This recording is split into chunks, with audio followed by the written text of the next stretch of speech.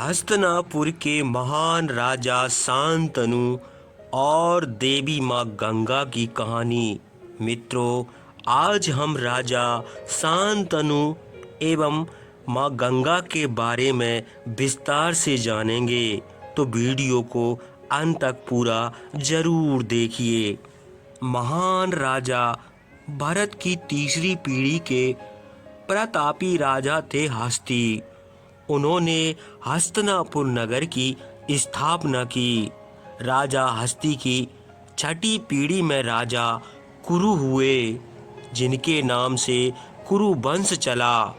कुरु की छठी पीढ़ी के बाद राजा शांतनु हस्तिनापुर की गद्दी पर आसीन हुए। एक दिन महाराज शांतनु शिकार के लिए गए। वे शिकार की खोज में काफी दूर तक चले गए। अचानक उन्हें गंगा नदी के किनारे एक खूबसूरत स्त्री दिखाई दी।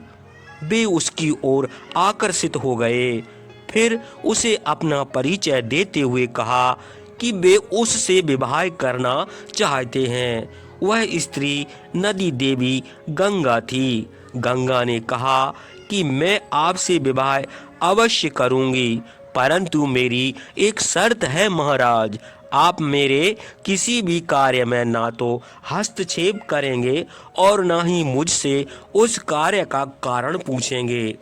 महाराज शांतनु सहमत हो गए और दोनों ने विवाह कर लिया। देवी गंगा हस्तिनापुर में अपने पति के साथ सुख से रहने लगी। समय के साथ उनके एक पुत्र हुआ। उस नवजात को निर्मोही गंगा ने ले जाकर गंगा नदी में बहा दिया। राजा शांतनु हैरान थे, परंतु वे वचनबद्ध होने के कारण चुप रहे। इसी तरह दोनों के 6 अन्य पुत्र हुए, जिन्हें गंगा में बहा दिया गया। महाराज शांतनु वचन से बंधे हुए थे, इसलिए उन्होंने ना तो देवी गंगा को रोका और ना ही इसका कारण पूछा।